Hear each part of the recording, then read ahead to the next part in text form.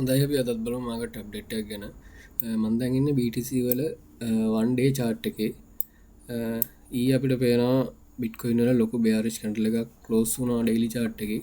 ඒක මේ කලින් candle ගොඩක් encalf කරගෙන තමයි close වුනේ.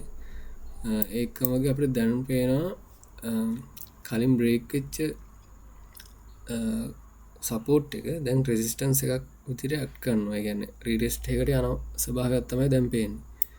මං කලින් වීඩියෝ වලදීත් කතා කරා මෙතන අපි අප් මොමන්ට් එකක් බලාපොරොත්තු වෙන කොහොමත් සාමාන්‍ය එක ලක්ෂය 1,50,000 ඒ අතර පරාසයට වෙන්න පුළුවන්. ඒක වෙන්න නම් අනිවාර්යයෙන්ම ඩේලි chart එකේ වගේ හොඳ bullish divergence එකක් හදන්න ඕන කියලා. ඒක මං කලින් වීඩියෝ ගොඩකම පැහැදිලි කරා. මෙතනින් රිජෙක්ට් වෙද්දිම අපි ෂෝට් එකක් ගත්තා. රිජෙක්ට් වෙලා මෙන්න මේ විදිහට පල්ලෙහාට ඇවිල්ලා මේ විදිහට ඩේලි chart එකේ බුලිෂ් ඩයිවර්ජන්ස් එකක් හදලා මාකට් එක අප් වෙයි කියලා. හරිද? එහෙම හැදෙන්න ඉඩකඩ තියෙනවා. RSI එක ගොඩක්ම ඕවර්සෝල්ඩ් වුණා කලින් මෙන්න මේ ඩවුන් මොමන්ට් එකේ. දැන් කූල් ඩවුන් වෙලා දැන් ඕවර්සෝල්ඩ් රීජන් එකට වඩා උඩින් තියෙන්නේ. කියන්නේ 30 රීජන් එකට වඩා උඩින් තියෙන්නේ. ඉතින් අපිට බලා ගන්න පුළුවන් මේ ප්‍රයිස් ඇක්ෂන් එක මෙහෙම ලෝස් හදද්දී RSI එක මේ විදිහට high lows හදලා මාකට් එක මොමන්ටම් එකක් ගනී කියලා. ඕක තමයි අපි එක්ස්පෙක්ට් කරේ කලින් ඉඳන්ම. ඒක වෙන ස්වභාවයක් තමයි තියෙන්නේ. ඊට පස්සේ අපි ගත්ත පොසිෂන් ගැන කතා කරොත් එහෙම අපි යන් 2 hour chart එකට 2 hour chart එකේ අපි ගත්ත පොසිෂන් එක short පොසිෂන් එකක්. ඒක මම දැන් 150ක විතර ප්‍රොෆිට් බුක් කරගෙන තියෙන්නේ.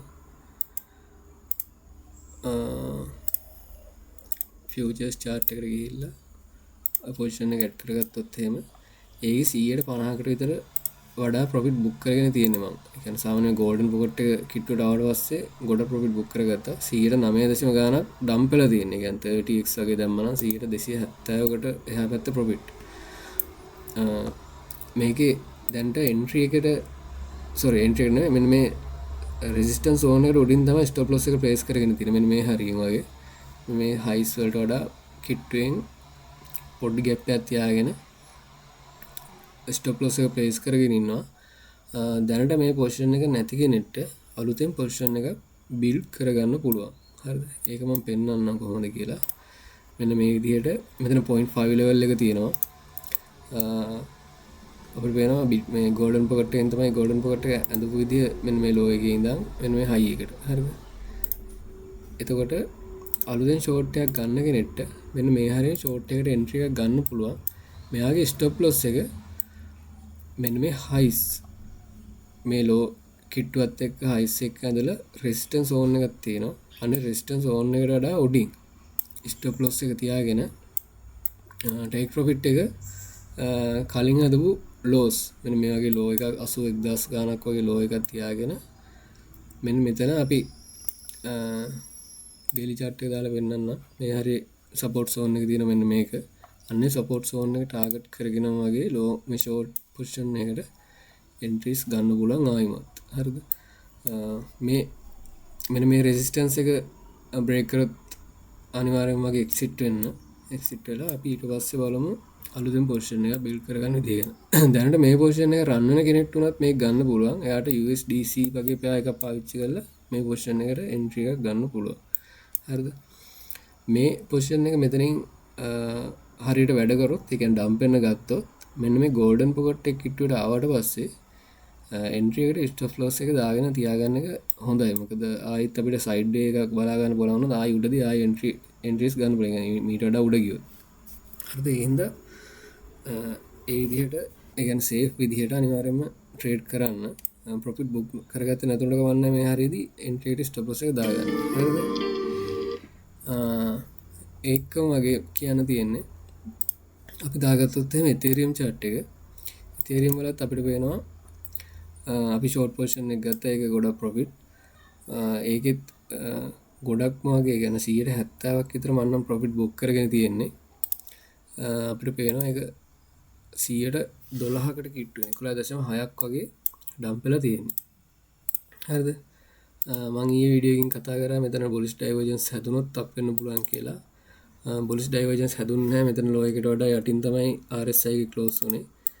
එහෙනම් දැනට පේන්නේ hidden bearish divergence හදන්න පුළුවන්. ඒ කියන්නේ මේ ගොඩක් මේ high එකට වඩා මේ high එක ගොඩක් up වුණොත් මේ වගේ level එකට ගියොත් ඒ කියන්නේ මෙතන lower highs RSI ගේ higher highs එහෙම හැදුවොත් එහෙම hidden bearish divergence හදන්න පුළුවන්. එහෙම නම් market එකේ down trend එක continue වෙන්න පුළුවන්.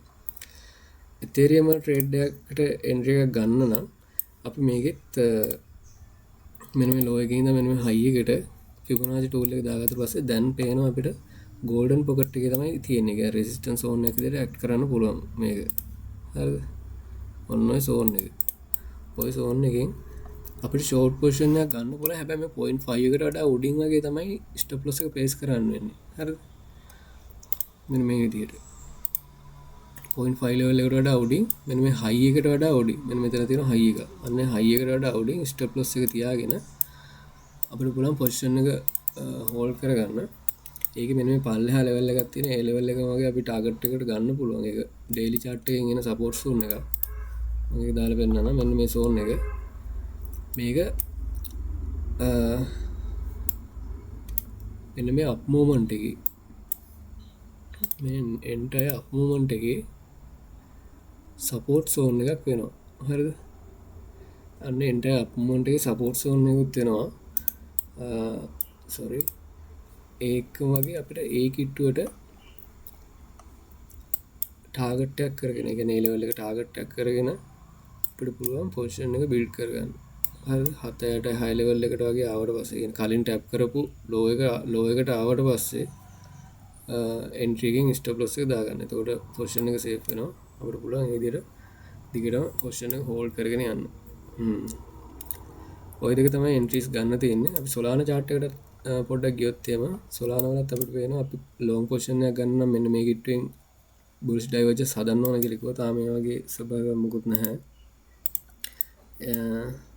අපි මේකේ low එකට වගේ market එක ඇවිල්ලා තියෙන්නේ. හැබැයි දැනට Solana වල නම් position එකකට entries ගන්න විදිහක් නැහැ. අපි කලින් තියාගත්ත එක තමයි hold කරන් ඉන්න වෙන්නේ.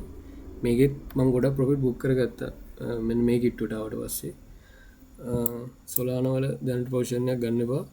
Bitcoin වලයි Ethereum වලයි විතරක් අර මං කියපු විදිහට position දෙකක් දැන් ගන්න පුළුවන්. අරගෙන අර කියපු විදිහට stop loss එක ඒ කියපු level වලට උඩින් දාගන්න. හරි ඔය ටික තමයි කියන්න තියෙන්නේ. පරිස්සමෙන් හැමෝම trade කරන්න stop loss දාගෙන සුබ දවසක් හැමෝටම.